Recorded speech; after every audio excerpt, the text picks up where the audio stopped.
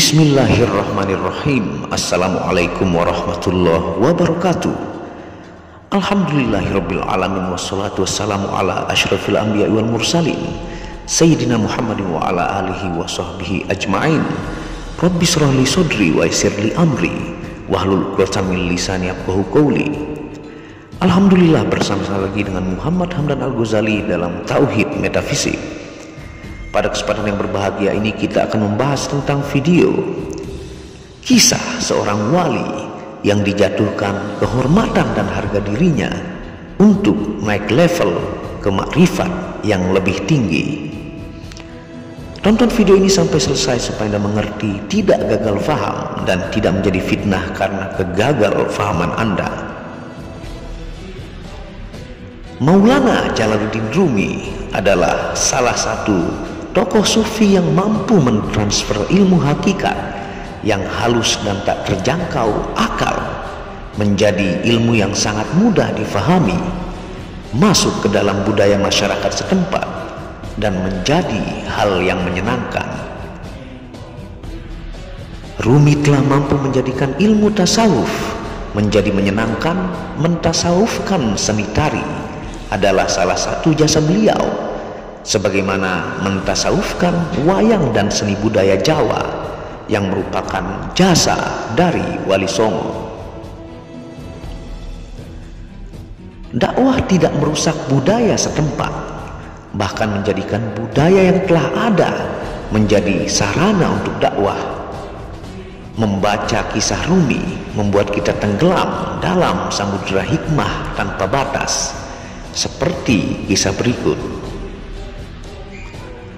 Suatu malam, Maulana Jalaluddin Rumi mengundang Syams Tabrizi ke rumahnya. Sang mursyid Syams Tabrizi pun menerima undangan itu dan datang ke kediaman Maulana. Setelah semua hidangan makan malam siap, mursyidnya Syams berkata pada Rumi, "Apakah kau bisa menyediakan minuman untukku?" Yang dimaksud adalah arak atau khomer. Maulana Rumi kaget mendengarnya. Memangnya guru atau mursyid juga minum? Iya, jawab Syams. Maulana pun masih terkejut. Maaf, saya tidak mengetahui hal ini. Syams menjawab, sekarang kau sudah tahu, maka sediakanlah. Di waktu malam seperti ini dari mana aku bisa mendapatkan arak? Kata Jalaluddin Rumi. Perintahkan salah satu pembantumu untuk membelinya. Rumi pun berkata, kehormatanku di hadapan para pembantuku akan hilang.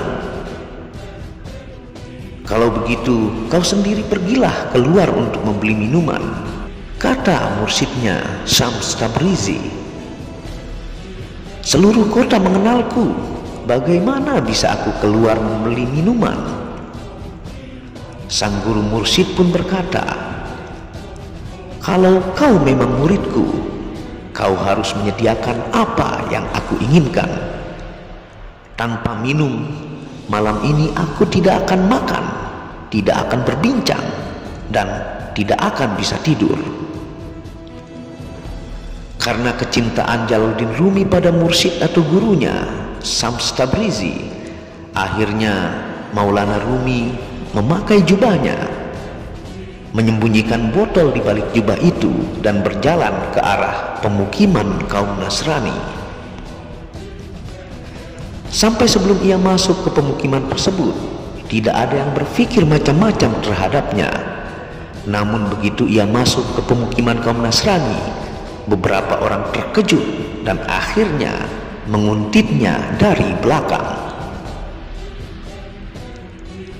Mereka melihat Rumi masuk ke sebuah kedai arak.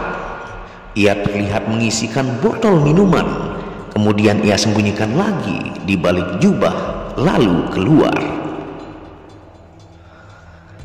Setelah itu ia diikuti terus oleh orang-orang yang jumlahnya bertambah banyak, hingga sampailah Maulana di depan masjid tempat ia menjadi imam bagi masyarakat kota. Tiba-tiba salah seorang yang mengikutinya tadi berteriak, "Ya ayuhan nas, Syekh Jalaluddin Rumi yang setiap hari jadi imam sholat kalian baru saja pergi ke perkampungan Nasrani dan membeli minuman khamar." Orang itu berkata begitu sambil menyingkap jubah Maulana Rumi. Khalayak ramai melihat botol yang dipegang Maulana Rumi. Orang yang mengaku ahli zuhud dan kalian menjadi pengikutnya ini membeli arak dan akan dibawa pulang. Orang itu dengan lantang menambahi teriakan siarannya. Orang-orang pun bergantian meludahi muka Maulana Rumi dan memukulinya hingga sorban yang ada di kepalanya lengser ke leher. Melihat Rumi yang hanya diam saja tanpa melakukan pembelaan, orang-orang semakin yakin bahwa selama ini mereka ditipu oleh kebohongan Rumi tentang zuhud dan takwa yang diajarkannya. Mereka tidak kasihan lagi untuk terus menghajar Rumi, hingga ada juga yang berniat membunuhnya. Tiba-tiba terdengarlah suara mursyid Rumi, yaitu Syams Tabrizi. "Wahai orang-orang tak tahu malu, kalian telah menuduh seorang alim dan faqih dengan tuduhan minum khamar. Ketahuilah bahwa yang ada di botol itu adalah cuka untuk bahan masakan." Seseorang dari mereka masih mengelak, "Ini bukan cuka, ini arak." Syams Tabrizi mengambil botol dan membuka tutupnya. Dia meneteskan isi botol di tangan orang-orang agar menciumnya. Mereka terkejut karena yang ada di botol itu memanglah cuka. Akhirnya mereka memukuli kepala mereka sendiri dan bersimpuh di kaki Maulana. Mereka berdesakan untuk meminta maaf dan menciumi tangan Maulana Rumi hingga pelan-pelan mereka pergi satu demi satu. Sang mursyid dengan karomahnya mengubah arak menjadi cuka untuk menguji tingkat kehormatan Jalaluddin Rumi di dunia yang fana ini. Kemudian Rumi berkata kepada mursyidnya yaitu Syams, "Malam ini engkau membuatku terjerumus dalam masalah besar sampai aku harus menodai kehormatan, harga diri dan nama baikku sendiri. Apa maksud semua ini, wahai mursyid?" Lalu mursyidnya Syams menjawab, "Agar kau mengerti bahwa wibawa yang kau banggakan ini hanya khayalan semata. Kau fikir penghormatan orang-orang awam seperti mereka ini sesuatu yang abadi? Padahal kau lihat sendiri, hanya karena dugaan satu botol minuman saja semua penghormatan itu sirna dan mereka jadi meludahimu, memukuli kepalamu dan hampir saja membunuhmu. Inikah kebanggaan yang selama ini kau perjuangkan dan akhirnya lenyap dalam sesaat? Maka bersandarlah pada yang tidak tergoyahkan oleh waktu dan tidak terpatahkan oleh perubahan zaman, yaitu bersandar kepada satu-satunya pemilik bumi, langit dan diantara keduanya, yaitu Allah Subhanahu wa Ta'ala." Dalam kisah ini, guru mursyid dari Maulana Rumi mengingatkan muridnya agar tidak lalai dari jalannya. Pujian dan sanjungan ibarat irama musik yang hadir menemani perjalanan, tidak bermakna apa-apa, karena tujuan sebenarnya bukanlah hal itu. Akhirnya, dari teguran sang guru, Maulana Rumi menjadi seorang guru besar sufi yang terus merasa dan memposisikan diri menjadi murid. Dengan demikian beliau terus belajar dan belajar, memperbaiki kekurangan sampai akhir hayat. Ungkapan beliau yang terkenal setelah melalui peristiwa itu adalah, "Semua murid-muridku ingin menjadi mursyid, dan hanya aku yang terus menjadi murid." Wallahu a'lamu bishawab.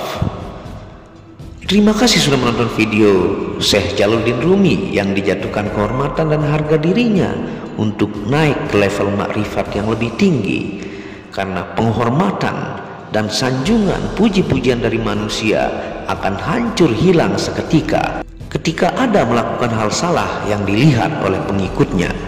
Semoga kisah inspiratif ini menambah hikmah untuk kita semua dan menjadi manusia yang semakin ihsan dan tidak terpana oleh pujian manusia. Apabila ada salah kata itu murni dari kebodohan saya sendiri, apabila ada benarnya itu datangnya dari Allah. Wabillahi taufiq wal hidayah. Assalamualaikum warahmatullahi wabarakatuh.